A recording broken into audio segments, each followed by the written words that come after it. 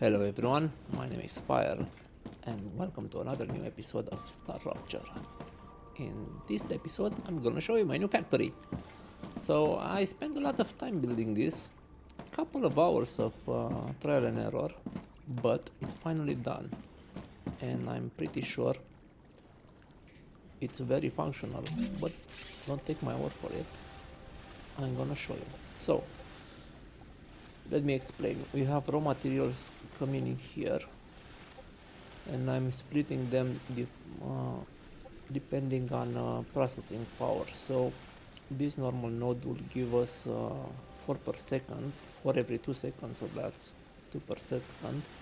So I need to divide it between two smelters, and each impure one give us 2 per second, exactly what each smelter can handle on its own. Same goes for the wolfram. And I made a little fork here in my loops to this fabricator to make building material. And I have this on the other side of the main factory because this has a lot of output and I didn't want to mess up my rails here.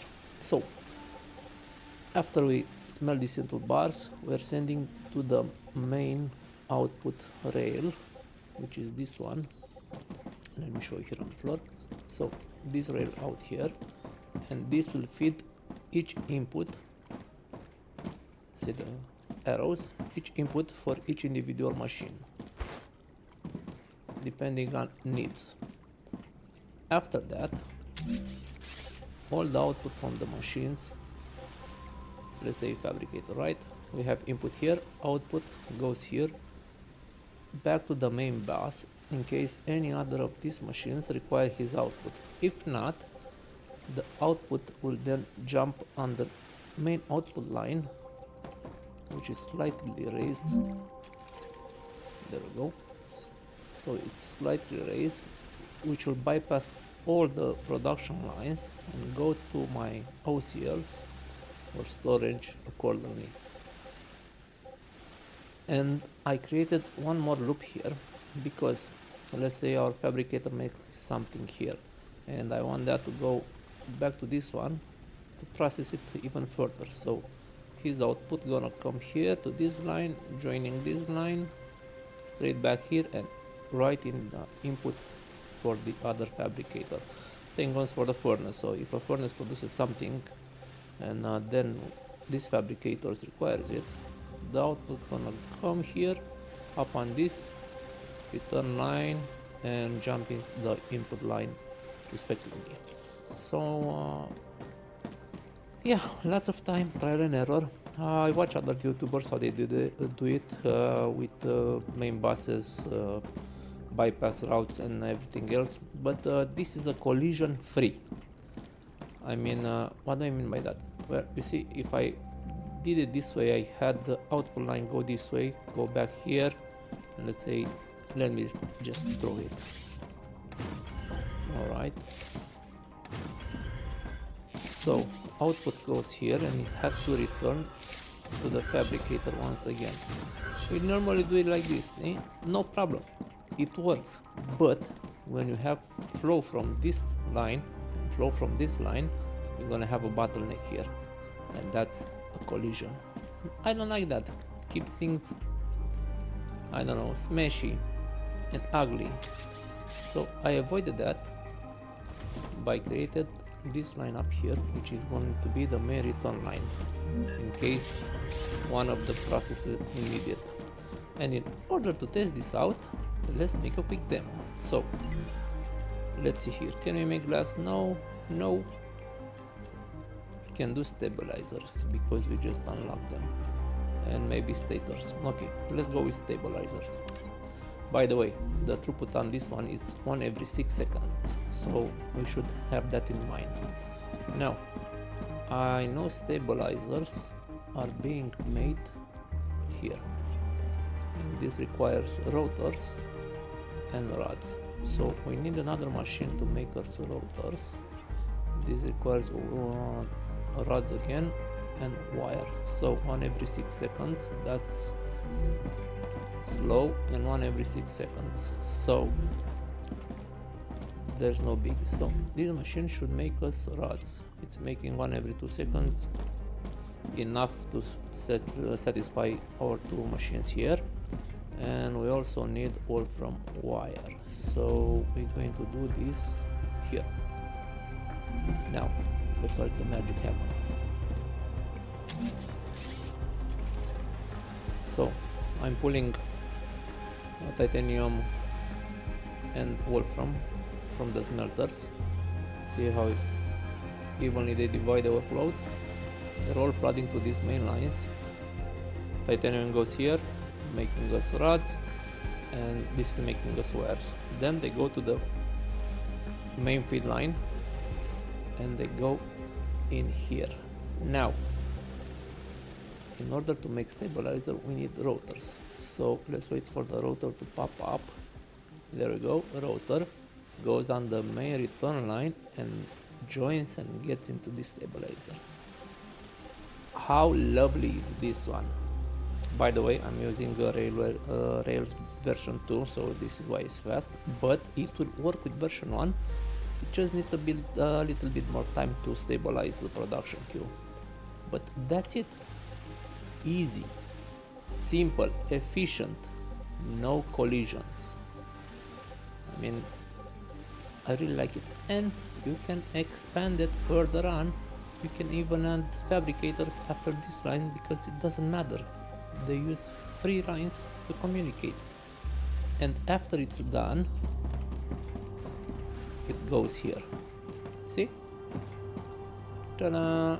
And if I want to turn on storage, it will jump to storage also. So 1 every 6 seconds, that's just enough to satisfy only one 1CL.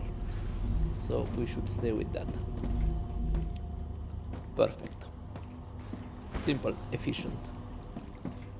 Now, let's see if we can do stators also, because there was another corporation that requires it, stators. So for this we need wolfram wire, which we have enough, and titanium housing. Okay, to do housing we need a furnace. Let's go with the first one, it's closest to the loop. Housing. For this we need beams and sheets. Alright. If I'm not mistaken, beams and sheets can be produced from bars. Okay, that's sheets and that's beams. Alright, let's watch the flow again. So you see they're pulling. I should make this a straight. Don't know why I did that, but I'm gonna set up another one there. So they're each pulling their desired quantity. Output goes to the main line. Gonna enter this furnace here, and then we have housings. Alright, now this one is making us, so beam should 1 every 2 seconds. Okay, let's check this. 2 every 2 seconds, that's more than enough, and this is 1 every 3 seconds. So we're gonna need one more output for this one, because we can't satisfy the required input for the furnace. Okay, so now we're making housing, and with housing we can make stators 1 every 3 seconds, so that requires 2. Do I need 2 furnaces? 1 every 2 seconds. I think we should be fine enough. Alrighty, so this is pretty much it. Simple, efficient, and let me show you. We have camera, please. Drone. See, it's collision free. I mean, this take a while to fill up the buffer of all my machines, but after that's filled, look at this. Look at this, it's perfection. And I mean, could be better, I guess.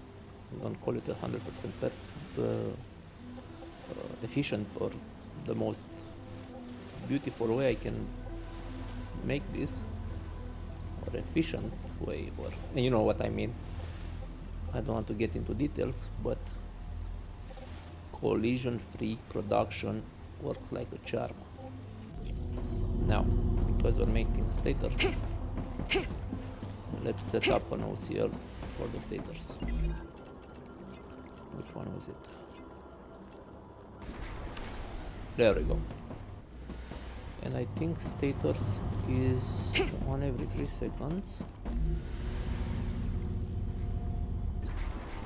But I don't have the housing for that.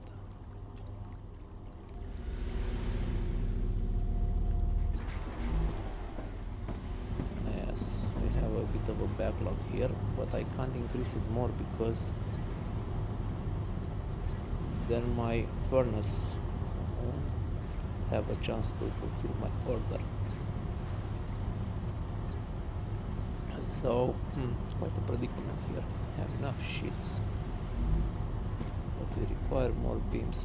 It would have been nice for them to make a sticker here or report that like an unsatisfactory, so I know which machine does what. Sheet is enough to every 2 seconds, so I can make 2 furnaces on that, 1 every 2 seconds. So if I make 2 output beams, I should have 2 every 3 seconds. 2 every 3 seconds. It's exactly what this is consuming. 1 every 2 seconds. The ratio is not great. So that means I have 2 every 6 seconds. Then we can go with 1 more. Because 2 every 6 seconds is 1 every 3, obviously. But this is outputting 1 per 2 seconds. So it's between, it's 2.5, so the ratio is not that great. But the OCL can starve. Rotators are fine, stabilizers are almost there. But just a second. So I have these doing stators, right? Yeah, I don't have enough housing for it. 1 every 2 seconds. So yeah, I'm gonna leave it like so. Because housing is a pain to make and we can't overclock machines to bring us the required output. But these CQs are going up. Well, anyhow, it's lovely. It's so lovely. Okay, so this should be it for this episode. I just wanted to make a quick update. By the way, I explored the map a little bit here. Went into this cave during a Rupture event. And also found 2 dead bodies and a drone out here. So that was productive. Nothing to write home about, but hey, I got some data points out of it. So yeah, that's it for this quick episode. I just wanted to show you the factory. And if we have input lines from other factories, like we have here the calcite sheets, that will gonna require us to make ceramics, I think. I need to store some ceramics. That's easy. I just going to insert it into this return line, and everything that needs it will draw from it. I don't want to insert it in my main production line because this is for this main factory, but the fill line should be clear to accept anything from other factories without any hiccups. So let's see if we can set up a furnace to make us some ceramics. Ceramics, we need calcite sheets, yes, and wolfram powder. And this should make us powder. And we need to hook up that line. I'm gonna show you live. Okay, just a second. Bear with me here. Bear with me. So this should be output number 3. Version 1 should be enough because I don't have the throughput for it. And let's go a bit higher. There we go. Hope it's aligned. And feed it here. I think it's straight. Did I got it? Yeah, man. First try. So now we should see ships coming from this factory. Soonish, maybe. And join up in this furnace to make us ceramics. Are they coming? Hope they're coming. I don't know if I messed up the other factory. Let's check on this furnace. So that's powder. Powder is okay. Did we select ceramics? Yes, we did. So we're waiting for sheets. Alright, very quickly. I'm gonna check out on this factory. Okay, we fixed that. It was the belt issue. I think it bugged or something. I updated the belt to version, the rail to version 2. And now we're cooking. So input goes into our main return line for the outputs, joins this little thing here, enters here, making us ceramics. And if I'm not mistaken, I made a storage for them. I didn't. I'm making now, and you can see how our ceramic go into storage. See, they join a different line, exiting the factory without causing any issues. Alright, and we need to make tubes.